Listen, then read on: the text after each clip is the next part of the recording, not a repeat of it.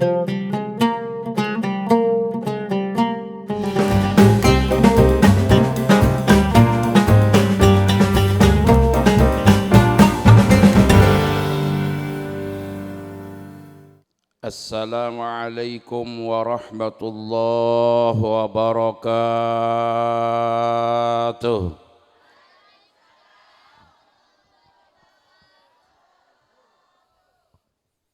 Coba apa Madura? Cawi ni kata Madura na banyak. Saya coba ngerti Madura. Saya coba ngerti Madura. Ombotan, sing Madunten ngerti Jawa. Ya wis salah setong wae lah. Oh bahasa Indonesia saja. Ya enggak tengahan. Bismillah, alhamdulillah. Alladzi asbagha alaina an-ni'mah biduhuri sayyidil ummah. Allahumma salli wa sallim wa barik ala sayyidina wa maulana Muhammad ibni Abdullah sahibi syafa'ah fihi lana qudwatun hasanah wa ala alihi wa sahabatihi wa man tabi'a sunnatahu wa jama'atah min yaumina hadha ila yaumin nahdah. Amma ba'd. Yang sama-sama kita muliakan, kita banggakan para masyayikh, para kiai, wa nakhussu bidzikri guru kita Kiai Haji Muhammad Madini Faruq. Saya ampun apareng budebu, mudah-mudahan ilmu yang sudah disampaikan jadi ilmu yang manfaat barokah. Amin Allahumma. Mudah-mudahan beliau selalu diberi panjang umur fi sihatin wa afiyah Allahumma. Dijaga oleh Allah di dalam melaksanakan amanah memberi nasihat kepada ummah. Amin Allahumma. Ru'asa Jam'iyah Nahdlatul Ulama dari jajaran pengurus Majelis Wakil Cabang Nahdlatul Ulama Patrang. Ini ada punggawa yang baru, Kiai Mustami yang melanjutkan Kiai Yunus, Dr. Kiai Yunus. Saja pengurus yang hadir pada malam hari ini, termasuk dari pengurus ranting sewilayah MWC NU Patrang, semuanya yang sangat saya muliakan. Jajaran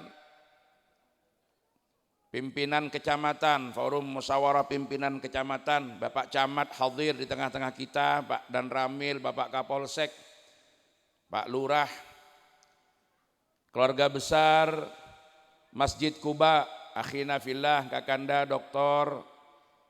Kiai Haji Abdul Muhaimin, tapi tidak pakai Iskandar, Abdul Muhaimin Suhermin, beserta seluruh jajaran pengurus takmir Masjid Kuba yang saya muliakan. Sedaya para hadirin, para hadirat, warga masyarakat Kelurahan Gebang sateja, mudah-mudahan selalu dirahmati, diberkati oleh Allah Subhanahu wa taala. Amin Allahumma. Puji syukur kita haturkan kehadirat Allah. Salawat dan salam mudah-mudahan tetap tercurahkan keharibaan baginda Rasulullah sallallahu alaihi wasallam beserta seluruh keluarga, sahabat dan saja umat saya selalu atorok syariatipun. Mugi-mugi kula panjenengan sedaya tasik diparing kesempatan kangge kempal ningali wajahipun Rasulillah benjang teng swarganipun Allah Subhanahu wa taala. Nah, mata dak si amin. Saya tak amin duakin tera polong ben mak lampir. Tero tak tero polong sarang Kanjeng Nabi. Kempal teng pundi? Kempal teng pundi? Kira-kira mlebu swarga. Lah ayo sing kompak jawabane Allahumma Amin kompak keng potongan banyak tak pate ngening. Mantur beda swarga kabeh Allahumma.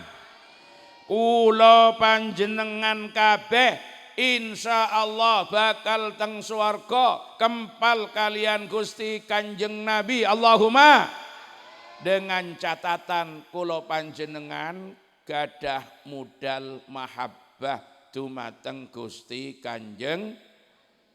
Jadi kula ajunan bakal apolong ben Kanjeng Nabi pokoknya kula ajunan andi modal cinta dek Gusti Kanjeng.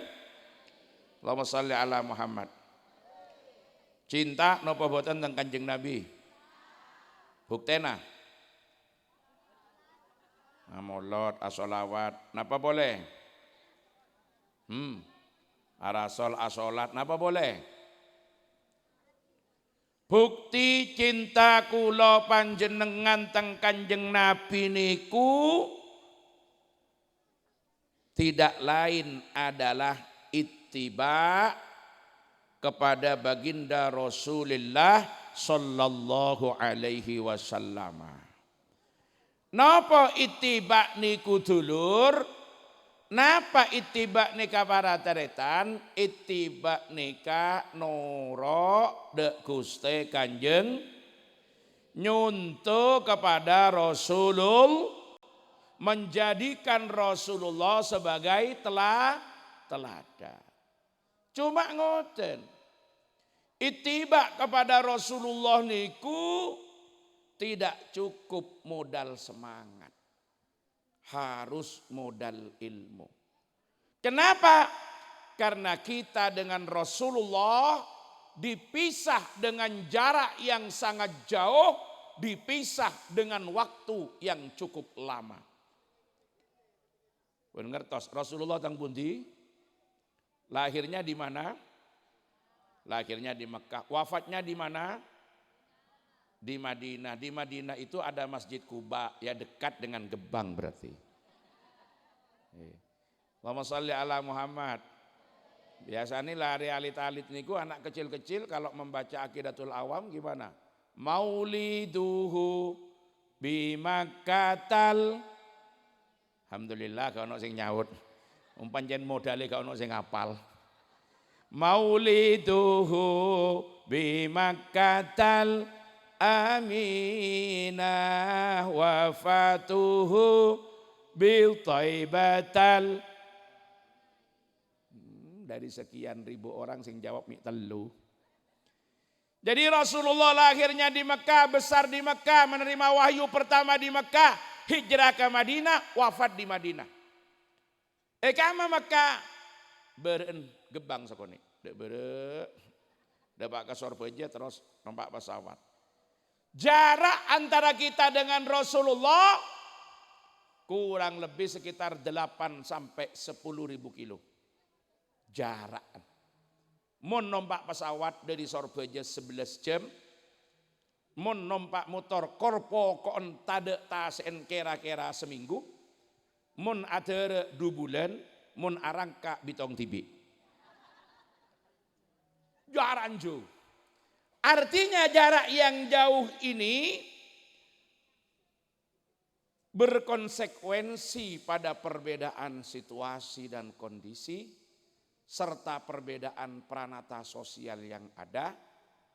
Panapa sedeti kebiasaan ekasa belum tentu menjadi kebiasaan di sini, dan apa yang menjadi kebiasaan masyarakat di sini belum tentu menjadi kebiasaan di sana. Belum lagi kita dipisah dengan waktu yang cukup panjang. Mun eyokor kalaben tahun Hijriyah dengan hitungan Komariah, peredaran bulan. Maka kita sudah terpisah dengan Rasulullah kurang lebih 1490 beluk tahun. Pinten? 1490 beluk tahun. Sekarang tahun berapa Hijriah? 1445.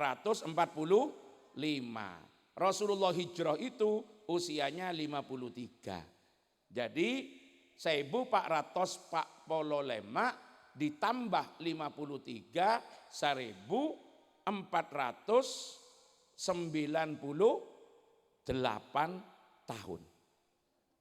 Ini waktu yang cukup panjang. Artinya apa Bapak Ibu semua yang dirahmati Allah? Sesuatu yang ada pada saat itu bisa jadi sudah tidak ada lagi saat ini.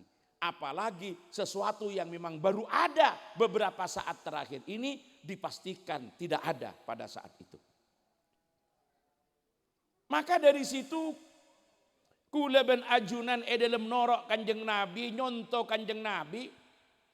Seperti yang tadi sudah disampaikan, tidak cukup modal semangat, harus modal ilmu. Karena bisa jadi yang kita anggap kita akan ikut Nabi, ternyata berbeda dengan apa yang diinginkan oleh Rasulullah. Atau sebaliknya, ketika kula ben ajunan melakukan satu hal yang ternyata itu tidak ada pada masa Nabi, dan kemudian dianggap bertentangan, padahal isinya Kak Dinto itulah yang sesuai dengan yang dikehendaki oleh Rasulullah Sallallahu Alaihi Wasallam. Dan di Gebang ini udah luar biasa. Kenapa? Melaksanakan peringatan Maulid Nabi sabe neneng tangkel sabidek situng. Berarti orang Gebang neka Maulid sudah tidak lagi dibatasi waktu, tidak lagi dibatasi oleh hari. Mereka ngajari ke kula ben ajunan bahwa penentuan waktu pelaksanaan Maulid itu hanya dari hitung-hitungan kebiasaan, sepakaten, dan itu tidak ada ketentuannya min asli syar'i. Sepenting kula ajunan dalam bermaulid itu ada dua unsur di situ yang harus ada. Kenapa? Pertama adalah ekspresi kegembiraan atas kelahiran Rasulullah sebagai pembawa rahmat bagi sekalian alam.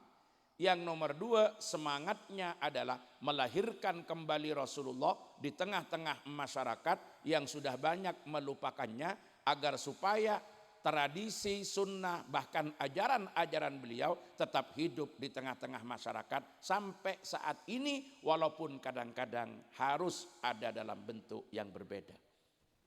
Mereka semangat tuh. Urusan bektona terserah. Maka tak heran ketika Pak Camat, Pak Kapolsek, Pak Danramil semakin dihadapkan pada kenyataan yang barangkali tidak pernah terfikirkan selama ini. Dan baru bisa kita temukan di sini di depan Masjid Kuba. Apa itu? Ada pohon pisang berbuah telur. Kayak tak nangis kanto ke amma nemuan neka. Angel neka. Mak bedekan gedeng buah telur neka. Tak oning nih kan apa melon apa enten deki gula neka. Biasa namun layan Nabi pas loncat ke atas ya kalak kapi. Itu baru di sini. Kenapa harus ada seperti ini? Ini bagian daripada ekspresi kegembiraan atas kelahiran Rasulullah. Sebelum yang lain sedikit saya sampaikan ini landasannya. Kalau seperti ini tujuan kita bermaulid, adakah dasarnya? Banyak benih ada. Karena minta ada di kamar. Dari Al-Quran, dari Sunnah ada. Yang bilang tidak ada itu karena tidak tahu cara mencarinya. Jadi kadang-kadang orang makin nikah nyare na tak tahu, ya jadi nyare tak tahu, tak ketemu. Bila tak ketemu, wah yang tade. Padahal benih tade, keng tak tahu nyare. Paham ki? Lawang keng dicari tidak ngerti apa yang dicari. Modalnya hanya modal semangat, tidak bermodal ilmu, ya tidak ketemu nyarinya. Lah pembuktiannya gimana? Ya sedikit saya ulas dulu sedikit sebagai pondasi dan landasan saja. Coba dibuka di dalam Al-Quran surat Yunus ayat 58. Surat Yunus ayat 58. Allah berfirman, a'udzubillahi minasyaitonir rajim, qul bifadlillah wa birahmatihi wa bidzalika falyafrahu huwa khairum mimma yajma'un. Katakan Muhammad, dengan fadl dari Allah, dengan rahmat dari Allah, hendaklah mereka bergembira. Dan kegembiraan itu lebih baik dari apapun yang mereka himpun dalam kehidupan dunia ini. Artinya ayat ini mengajarkan kepada kita untuk bergembira tatkala kita mendapatkan fadl dan rahmat dari Allah. Apa itu fadl dan apa itu rahmat? Sayyidina Abdullah ibnu Abbas, sepupu Rasulullah sallallahu alaihi wasallam yang telah didoakan oleh Rasulullah, Allahumma faqihu fid din wa 'allimhu at-ta'wil, sebagaimana dikutip oleh Al-Imam Al-Hafidz Jalaluddin As-Suyuti dalam kitabnya Adz-Dzurrul Mansur fit Tafsir bil Ma'thur. Beliau mengatakan bahwa fadlullah adalah al-ilmu wa rahmatuhu adalah nabiyuna Muhammadun sallallahu alaihi wasallam. Berarti kita disuruh bergembira, mengungkapkan kebahagiaan dan kegembiraan, kebungaan ben kesenangan tatkala bedetam bena ilmu ben bedetam bena rahmat. Sementara rahmat terbesar dalam kehidupan umat manusia tidak lain adalah baginda Rasulullah sallallahu alaihi wasallam. Dari mana Ibnu Abbas menafsirkan kalau rahmat itu Nabi Muhammad? Menafsirkan ayat 58 surat Yunus dengan ayat 107 surat Al-Anbiya, wa ma arsalnaka illa rahmatal lil alamin. Itu kemudian dikuatkan juga dengan hadis yang ada dalam Al-Mustadrak ala Sahihain, di mana Rasulullah bersabda, ya ayyuhan nas ma ana illa rahmatun muhdatun. Wahai para manusia, saya tidak lain adalah rahmat yang dihadiahkan oleh Allah kepada kalian semua. Mangkana tak kening panglo, kalau di sementara tempat ada orang-orang bermaulid hanya sekedar ekspresi kegembiraan. Tidak ada pengajian, tidak ada mau'izah, kumpul baca sholawat, peleman, ngiba ancak mulai. Beda tak beda? Beda tak beda nggak Dika? Nggak apa-apa. Dengan itu saja itu sudah cukup dalam satu sisi. Baru sisi kedua seperti yang kita laksanakan pada malam hari ini. Kengeng Dika. Sehingga karena ekspresi kegembiraannya macam-macam. Bodoh sebila maulid sampai nyembelih sapi. Ada ya? Ada. Banyak orang-orang tertentu. Saya sering datang ke acara maulid yang diundang ribuan orang. Masing-masing yang diundang di Kapaleman ibu aki tembo seraja. Tembo seraja bedana berkata walaupun esen bakun sekuni. Keng bodono seraja. Tembo jora aja temban dalam ese beras 2 kilo, ese gula 1 kilo, ese minyak 2an. Ya wes lah keng bodoh tembo jora aja. Bodoh. Mau reng-reng masuk ke dalam tembo gini. Ya enggak apa-apa. Wong itu ekspresi kegembiraan sampai nyambeli sape. Apa harapannya? Sape nah kening tompak ka swarga. Allahumma bodoh saya cuma nyambeli mbi. Tak napa. Tak napa. Ambiin kening tompak dia ke swarga. Kor saya nompak cek raja. Mon saya nompak lanceng raja ngak kula rempak ambin. Tak cukup sudah. Apalagi ngak Pak Camat, ngak Pak Dan Ramil, tak bisa nembe ini kan. Bodoh sering kantos saya banyak napa. Ternyata mon mauludan kecintaannya kepada Rasulullah diekspresikan kalaban agembira, asalametan, sorongi ba ancak pahtoron tepak ketakir. Beda. Saya beli tepak ke ajem. Beda tak beda? Banyak dari muana padang potongnya saya banyak ngak kenika. Tak apa-apa. Ajem makanya ngage ke swarga. Ageh ke swarga. Saya penting ajem tepak ke ajem kampung. Sertaan ajem pas ajem horen, ajem lehor. Lemper pajalan tak tuli depak ke swarga. Beda ngak kenika. Tapi ada juga yang bagian sana bila maulid ekspresinya dengan apa? Nyembelih telur. Ada apa enggak? Ada enggak apa-apa. Kebaik gelindingan ke swarga. Saya enggak minta paleset telur masuk swarga. Oh dengan cecer neng gebang. Aja saya bagian telur-telur aja. Makanya enggak neka-neka ini memperbanyak gelindingan-gelindingan ke swarga ya. Enggak sabak ke ketebung, anak-anak kene ke betor montoran di ketebung roh. Telur ke bayi gelindingan, tak napa. Keng mon sesaraan pole sertaan lah telur ki ise berdua, akesek tak jalan sekali. Ini kan bagian dari ekspresi kegembiraan, silahkan sah-sah saja.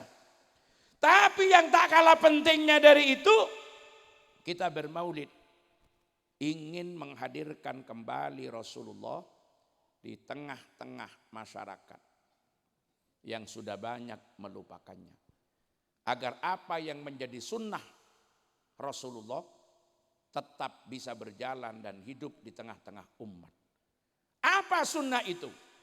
Sunnah sebagaimana disampaikan oleh Hadratus Syekh Haji Muhammad Hasyim Asy'ari dalam kitabnya Risalah Ahlus Sunnah wal Jamaah dengan mengutip kitab Al-Farqu Bainal Firaq yang ditulis oleh Al-Imam Al-Isfiraini Al-Baghdadi, bahwa yang disebut dengan sunnah adalah ismun lit tariqatil mardiyati al maslukati fid din salakaha Rasulullah aw man huwa alamun fid din kas sahabati ridwanullah taala alaihim liqaulihi alaikum bisunnati wa sunnatil khulafair rasyidin al mahdiyyin min ba'di wa addu 'alaiha bin nawajib. Apa itu sunnah? Nama bagi jalan yang diridhai, yang dijadikan pijakan dalam agama, yang pernah ditempuh oleh Rasulullah atau orang yang punya otoritas dalam agama seperti para sahabat. Nah, agar ini hidup di tengah masyarakat. Tapi ini tidak cukup semangat. Harus ada ilmu. Dan ilmunya harus ada sanadnya. Karena harus dijelaskan oleh seorang guru secara tepat. Karena sekarang sudah zamannya orang-orang belajar yang menggunakan model atau yang sering kita sebut dengan e-learning, electronic learning. Belajarnya sudah cukup sama mesin. Belajarnya sudah cukup sama mesin pelacak yang orang sekarang disebut dengan Mbah Google. Pakai internet dan lain sebagainya. Akhirnya karena tidak ada yang mengkonfirmasi, sering terjadi gagal paham di dalam membaca pesan-pesan Rasulullah atau menangkap apa yang seharusnya kita lakukan dari contoh yang telah diberikan oleh Rasulullah yang kita transformasikan dalam situasi dan kondisi yang beda. Sekarang contoh begini. Suatu saat Rasulullah itu, ini tidak usah ada bunganya ini atau di samping. Nah, iya, nanti saya tidak begitu kelihatan. Iya, karena terhalang dengan bunga. Allahumma sholli ala Muhammad. Kalau ini enggak, perlu ini. Bismillahirrahmanirrahim. Alhamdulillah, kia dek rasan sekali. Kau tun berdebiteng jahir ya. Enggak guyon. Kalau dianggap serius ya memang semestinya begitu gitu loh.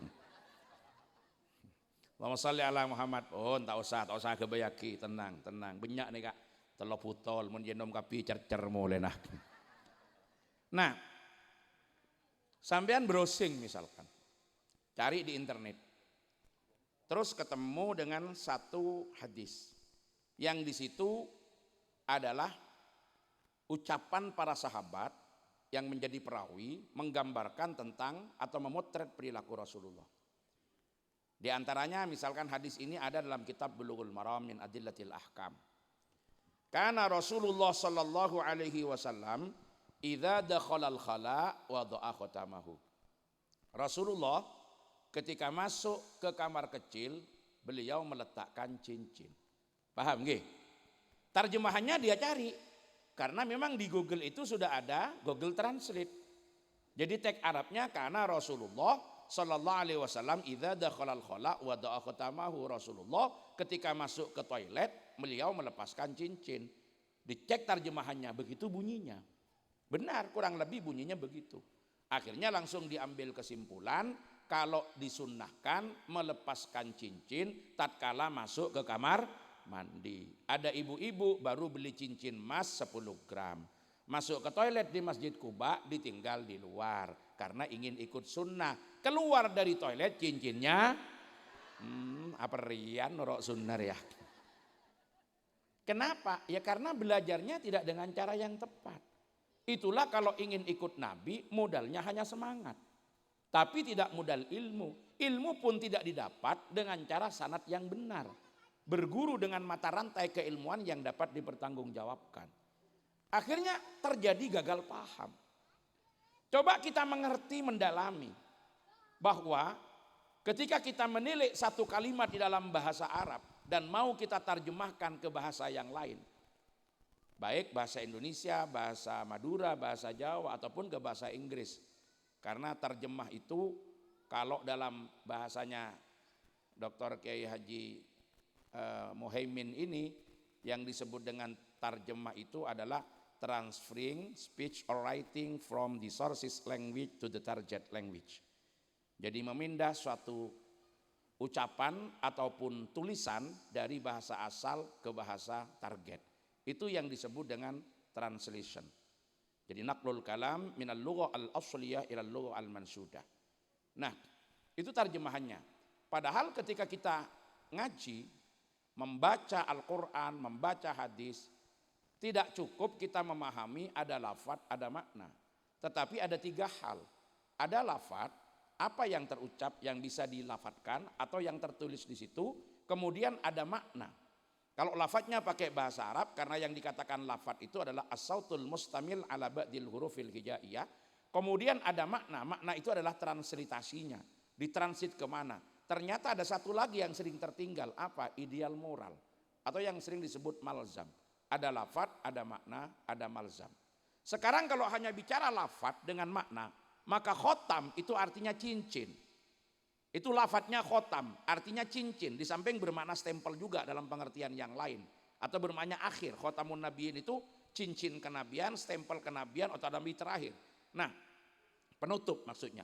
Ada khotam, itu lafadz. Cincin itu makna. Tetapi ada yang lupa di sini, tidak termasuk di situ. Ideal moral. Apa tujuannya? Kenapa harus ada lafadz, ada makna yang digambarkan oleh sahabat? Sehingga kita tidak gagal paham. Kalau kita menganalisanya secara jauh, maka tidak cukup dipotret kalau Rasulullah masuk ke kamar kecil melepaskan cincin. Tetapi harus ada pertanyaan lagi. Why? Paham ya? Kenapa Rasulullah ketika masuk ke kamar kecil melepaskan cincin? Itu yang harus dijawab dulu. Bukan langsung dipotret, pokok norok Nabi mon masuk ke jeding, selok ne yocol, berarti ben masuk ke jeding, selok yocol. Nah, bodoh pakai langgele. Tapi harus dicek. Kenapa ketika Nabi masuk ke kamar kecil, ke toilet, cincinnya dilepaskan. Disitulah ketemu ideal moralnya. Kenapa? Karena di cincin Rasulullah ada tulisan Muhammadur Rasulullah. Ada asma Allah dan ada asma Rasulullah. Maka ketika ini dipahami, maknanya beda dengan yang tadi. Kalau yang tadi maknanya dianjurkan melepaskan cincin ketika masuk ke toilet. Tetapi yang kedua tidak bermakna begitu.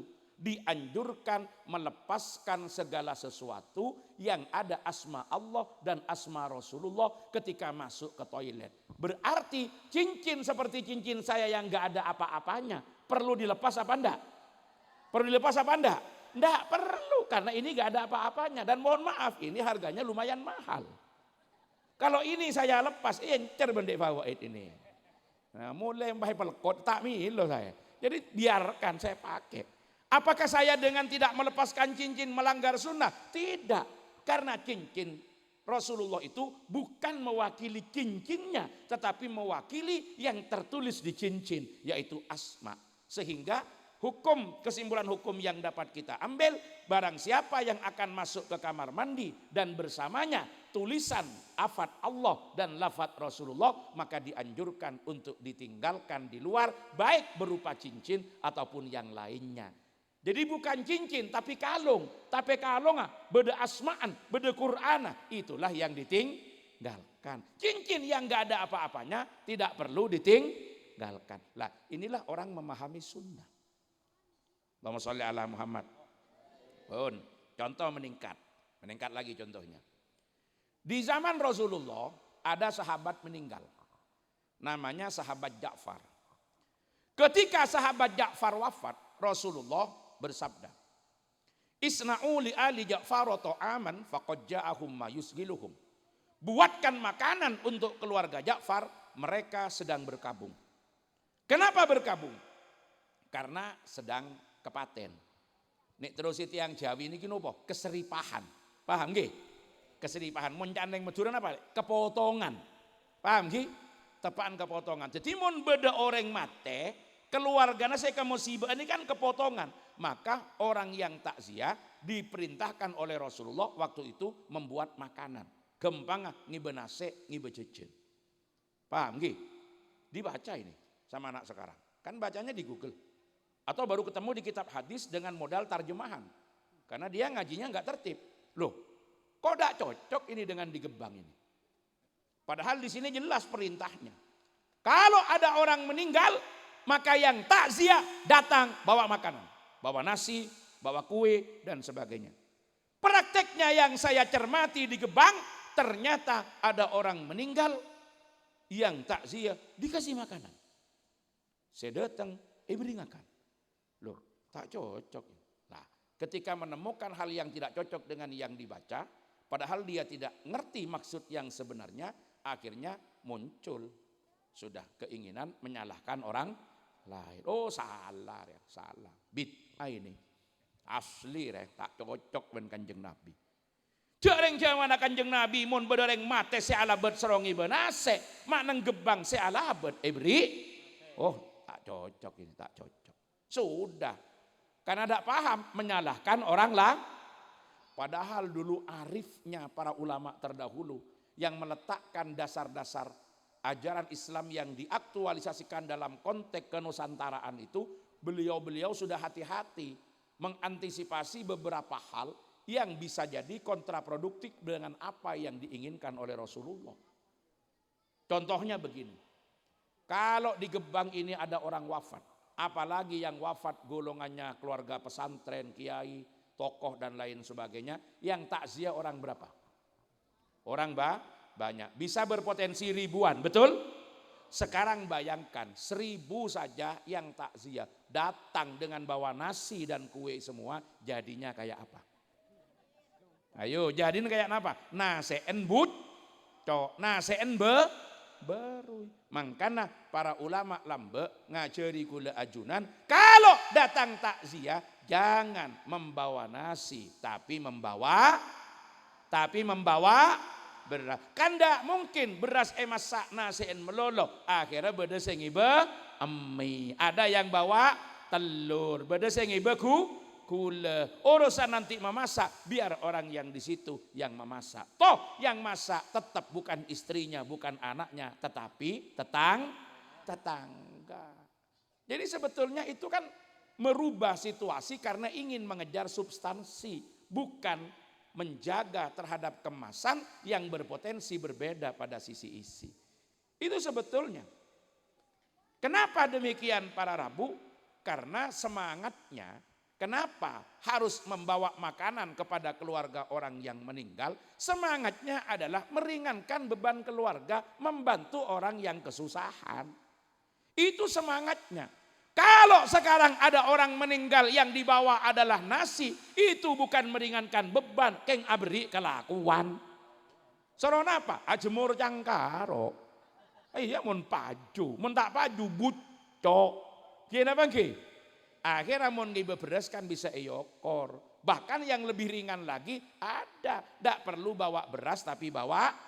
Wah, lebih bagus boleh. Lebih tepat langsung siapkan QR code, beri kuiris, buka HP transfer. Itu takziah era digital.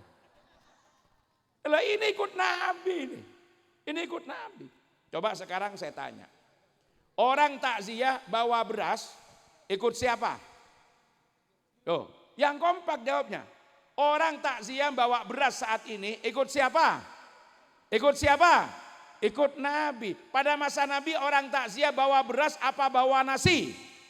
Loh, sekarang yang ikut Nabi gimana? Ya bawa beras. Kenapa? Karena substansinya menolong dan membantu, bukan bawa makanannya. Toh ketika dengan membawa beras kan bisa diukur. Yang takziah orang 1000, masing-masing bawa beras minimal 2 kilo, kan ada 2 ton. Sementara karena orang 1000, kalau mau dikasih makan itu kan cukup berapa? Cukup 1 atau 2 1 kintal sudah cukup. Berasnya dapat 2 ton, yang dimasak cukup 1 kintal. Kenapa? Karena 1 kilo asumsinya jadi 10 piring. Maaf, teman jualan nasi bilang. Meneng pondok kan anak gitu loh.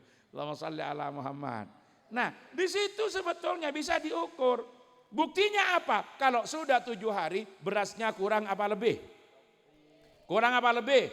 Lebih, mon pas oleh beras sampai tonan pasti keluar sekali. Tetanggena akoto nyaman arah cereng mate. Arah apa? Kepatian terlokal kan oleh beras kene ke bayi haji ya. Makanya dikeluarkan lagi, itu yang dilihat adalah semangat. Jadi kadang-kadang ketika kita jaga isi tidak ketemu kemasan. Kalau jaga kemasan tidak ketemu isi.